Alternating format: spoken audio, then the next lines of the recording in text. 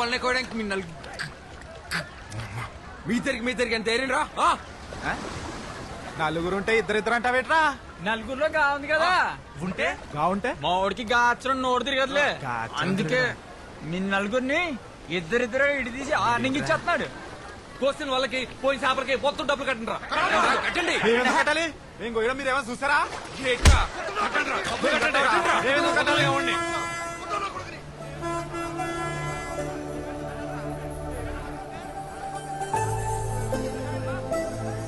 తాలింపు బస్సు ఊర్లోకి వచ్చేంద్రా. పదరం మనం కాలేజ్కి పోదాం.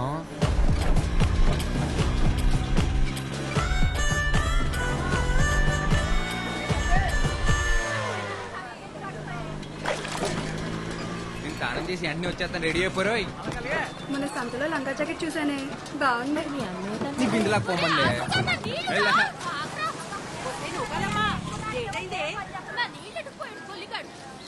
పోవే. అత్తమాను ఆడనకాల పడ్డమేనేటే, పని పట్టలేదా నీకు? నా సొక్క అయితే కనపట్లేదు.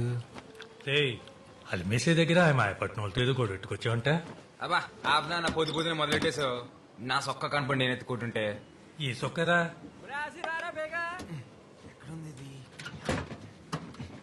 ఈ సొక్కరా ఈ సొక్క అదే గేటు నచ్చేది. రాత్రంతా కష్టపడి తీసి పెట్టుకుంటే బయటకు వెళ్ళాలా నేను? అరే ఏమైంది ఇప్పుడు? ఇంకో సొక్క లేదట నీకు? లేదు. ఏంట్రా ఇది? ఇప్పుడు చూడు, కష్టపడి ఇస్త్రీ చేసుకుని మొత్తం పోయింది. అదే ఆచి బయటకెళ్లే ముందు బైబిల్లో వాక్యం చదివించాలరా. ఆ బైబిల్ నిండా స్పీడ్ బ్రేకర్లే, నేను చదవలేను. నీకు పలక నచ్చిన వదిలేసి మిగిలింది చదివినిపించరా? అబ్బా నాకు చాలా పని ఉంది అన్న.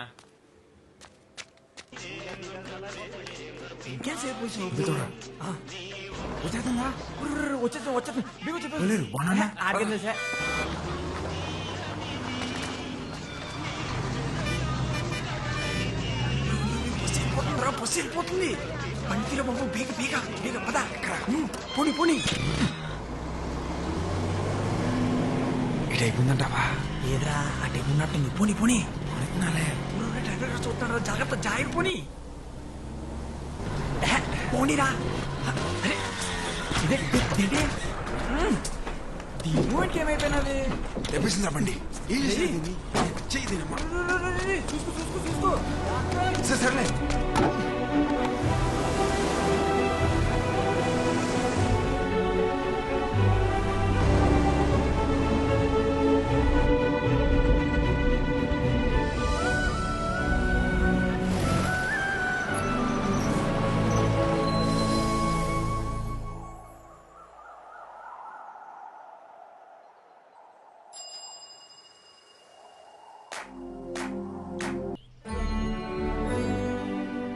అమ్మా సూపర్ ఉన్నావు తెలుసా? అయ్యా మీ తాతయ్య గారు ఒకరమ్మా రోజు నన్ను తిడుతూనే ఉంటారు. ఊపడకు కనకం, త్వరగా ముసల్దాన్ అయిపోతావు మా తాతయ్య లాగా. తాత తాత తాత కోప్పడకు తాత, ఇంకా ముసలాడు అయిపోతావు. అలాగే ఇలా కూర్చో. నాకు వయసు వచ్చి ముసలోన్నాయనమ్మా, కాపు వచ్చి కాదు. లేదు తాత, నువ్వు వయసు వచ్చిన దానికన్నా ఎక్కువ ముసలాడు అయిపోయావు. 7th క్లాస్ లో మా టీచర్ చెప్పింది, కోప్పడితే ఏవో హార్మోన్స్ మారిపోయి చర్మం ముడతలు పడిపోతుందంట. అంత కోప్పడతావు కాబట్టే నా చిన్నప్పటి నుంచి నువ్వు ముసలాడ్లాగే ఉన్నావు.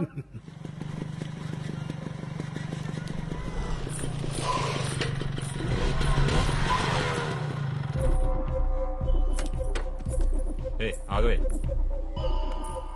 మొత్తానికి నీ పంతం నెగ్గించుకున్నావే. మా ఆయన ఒప్పించి టౌన్ లో కాలేజ్ జాయిన్ అయిపోయావు. ఎప్పుడు ఊరికి రాని బస్సు నీకోసం ప్రత్యేకంగా మా ఊరికి రప్పించేశాడే. మామూలుగా లేవే. అయినా ఉన్న బరువులు చాలా బట్టే కొత్త బరువులు మోయడానికి. ఆ బ్యాగ్ ఇటీ, ఆ బ్యాగ్ ఇటీ.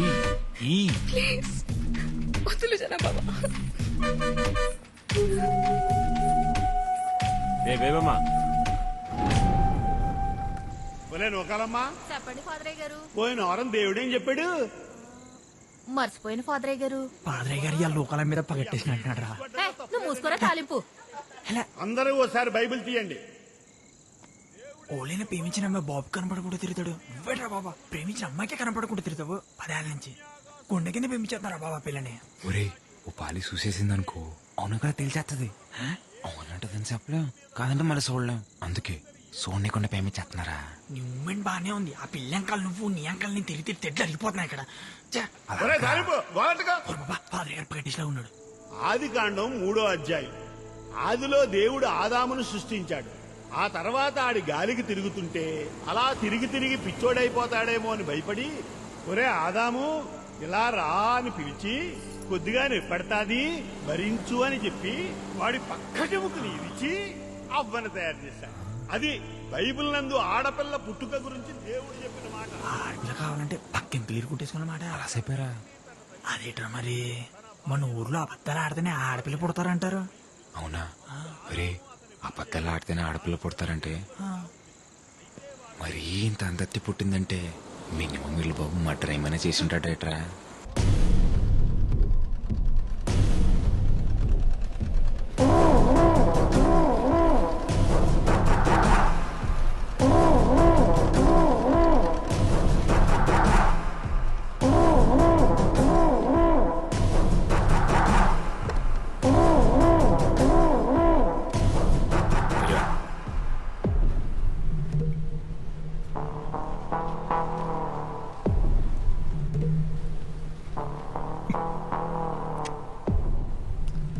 బాగా తీయగా ఉందిరా గోవిందో.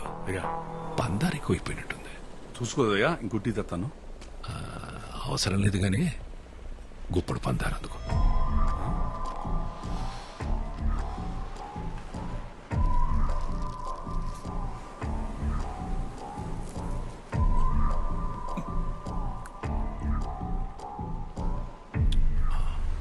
నోరు తీపనిపించిందనుకో టీ తీపనిపించదు.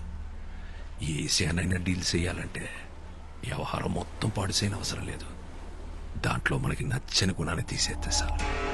ఏటే ఎరారంపే ఊళ్ళో జనాల జబ్బులకి చిట్టీలు రాసి రాసి అలవాటైపోయి నువ్వు నీ స్నేహితుడు నా మీద కలెక్టర్కి ఏదో సిట్టి రాశారంట. ఏంటి మరి రాయరేంటండి? నేనే రాయమన్నాను.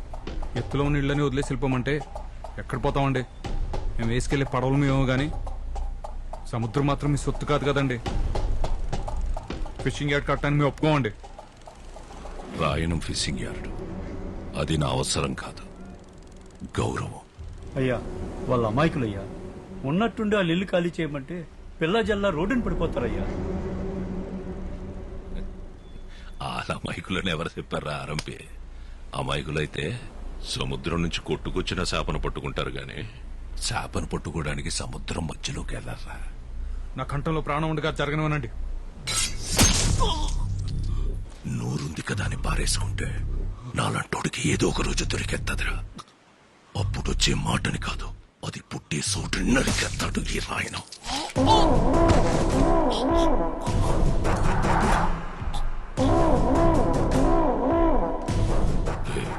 నీ గొంతులో భయం బతికినట్టుంది. ధైర్యం ఆటోమేటిక్ గా చచ్చిపోయి ఉంటుంది. బతుకుపో.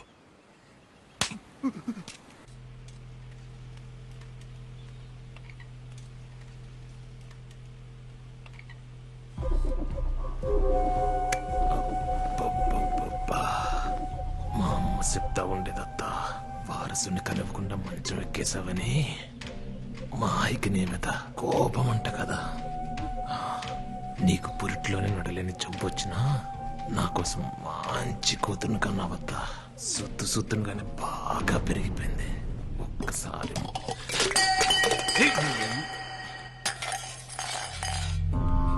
అమ్మా ఏమైందమ్మా? ఏమైందమ్మా? ఏమైంది? ఏమైందత్తా?